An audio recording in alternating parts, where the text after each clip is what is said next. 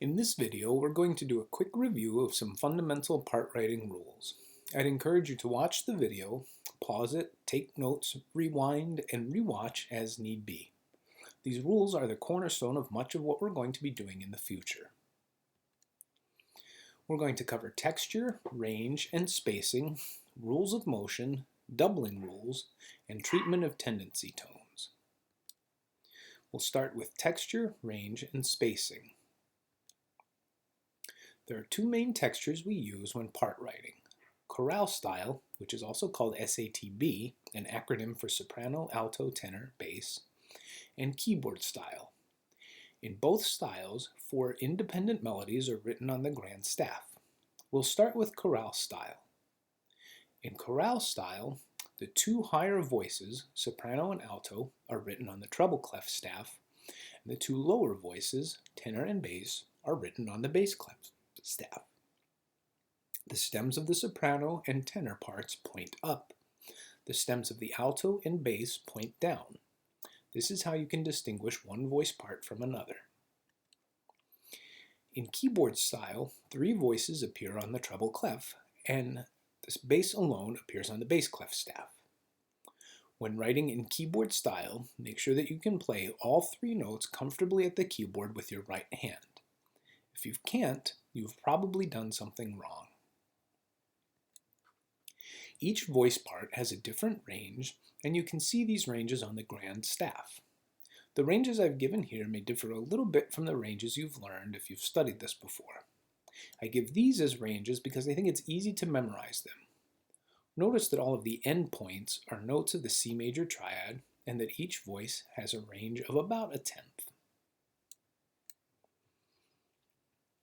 So if you can't exactly remember the range of each voice, remember that each spans roughly a tenth and starts and ends with a note of the C major triad.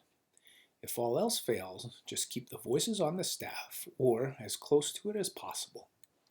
If you're using more than one ledger line, you're probably doing something wrong. In terms of spacing, you should have an octave or less between adjacent upper voices. That is, between soprano and alto and tenor. You can have more than an octave between bass and tenor. You should also keep in mind that voices should not cross. The goal in all of these exercises is to create 4 independent musical lines that interact with one another in compelling ways. This exercise shows good spacing. There is less than an octave between tenor and between alto and soprano.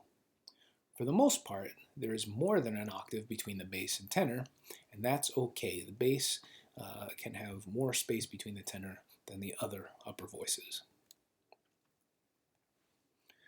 In this exercise, there is too much space between the tenor and the alto, and this is an easy mistake to make, particularly in SATB style. The visual space between the bass staff and the treble staff can be misleading. We can talk about open and close position. In close position, you cannot fit another member of the chord between adjacent upper voices. That is to say, if you look at the B and the F sharp, this is a B minor triad, I can't get a D in there or another B or anything like that. Between the D and the F sharp, I can't get a B in there. So this is close position. In open position, you can fit another chord element between adjacent upper voices. So here, again, same B minor triad. Between the alto and the soprano, I can fit a B in there. I can fit the root of that chord. Between tenor and alto, B and F sharp, I can fit a D in there. In general, these part writing rules really emerge from performance. If your exercise isn't easy to play or sing, chances are there's something wrong with it. I always imagine I'm writing for a beginner choir or perhaps a young keyboard student. Remember that these are not really compositions per se. They're not going to sound like Mozart or Brahms or Stravinsky or whoever. Rather, these are the kinds of structures that lurk underneath the musical surface of those works. These are the skeletons, the scaffolding, and so if it feels a bit unmusical or boring, that's probably a good sign. We'll learn how to make it interesting a little bit down the road. Moving right along to rules of motion. Biggest thing we need to keep in mind is that we need to avoid parallel perfect consonances. And when we're talking about perfect consonances, we really mean the perfect fifth and perfect octave.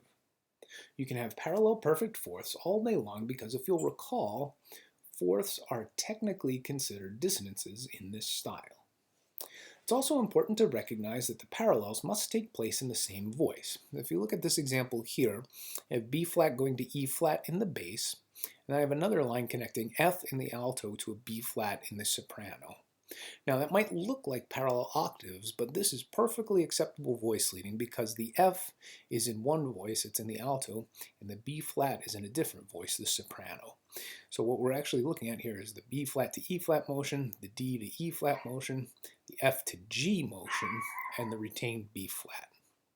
In the second example, I have B flat to E flat in the bass, I have F to B flat in the alto, and this is parallel fifths because both of these notes are in the same voice, both of these notes are in the same voice. And in fact, I even have parallel octaves here too with the bass.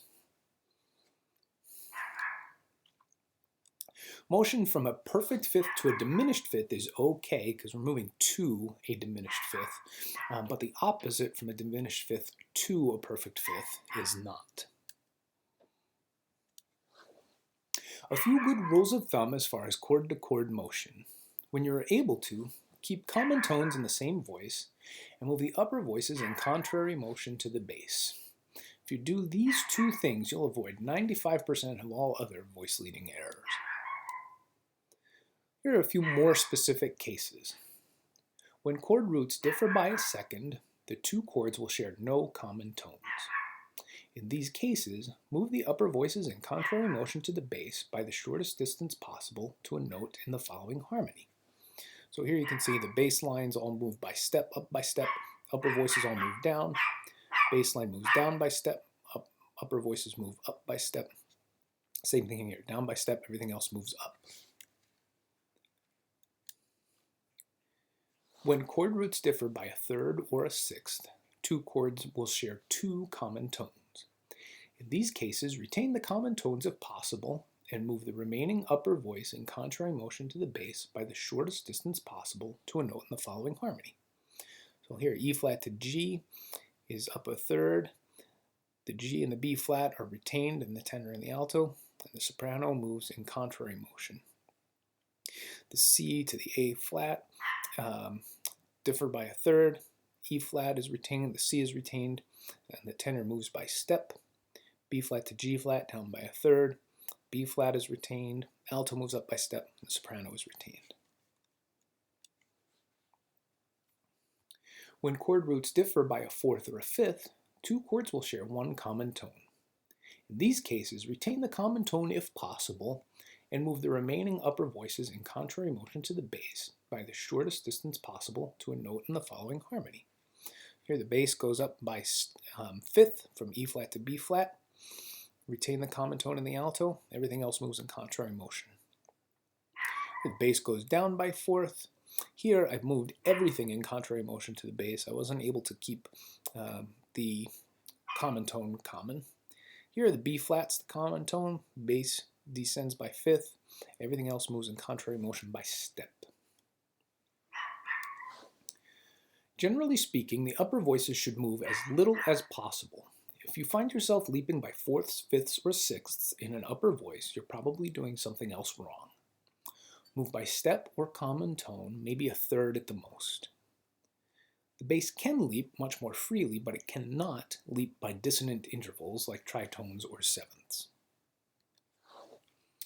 Third, we're going to talk about doubling. Since we're using mostly triads, 3-note chords, in a 4-voice texture, one note is going to be doubled. That is, it will have to appear twice. In 99% of the cases, you're going to want to make sure every triad has all 3 pitches, the root, third, and the fifth.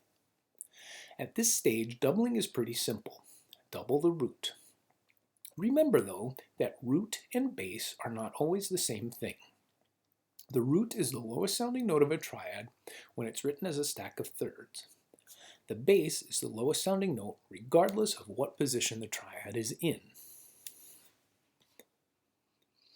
There are two exceptions to our spelling and doubling rules. The first happens when a 5-7 chord resolves to 1. Often, one of these chords will be incomplete, and those incomplete chords omit the 5th. They always omit the 5th, and they will double or triple the root. Second, never double tendency tones. At this stage, the only chord we need to worry about is the 7 diminished chord. It has tendency tones for its root and its 5th, and so we're going to want to double the 3rd. You may recall that this chord typically appears in first inversion, so here's an instance where we're going to double the bass, not the root. And this offers a convenient segue into our last topic, tendency tones. The leading tone, scale degree 7, is the most important tendency tone. It has a strong desire to resolve to scale degree 1, the tonic. If the leading tone appears in an outer voice, it must resolve to the tonic. If it appears in an inner voice, it can leap down to scale degree 5. This is called a frustrated or sprung leading tone. Always remember that scale degree 7 has to be raised in the minor mode when it's part of a dominant functioning harmony. The other tendency tone that we need to be aware of is scale degree 4.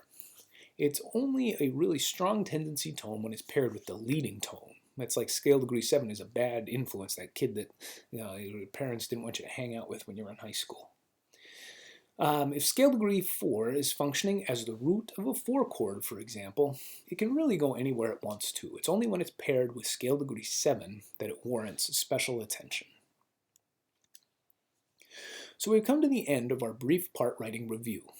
One thing that I would recommend doing is rewatching this video and taking some notes. Then come up with a checklist that you can use to proofread your part writing exercises once you're finished with them.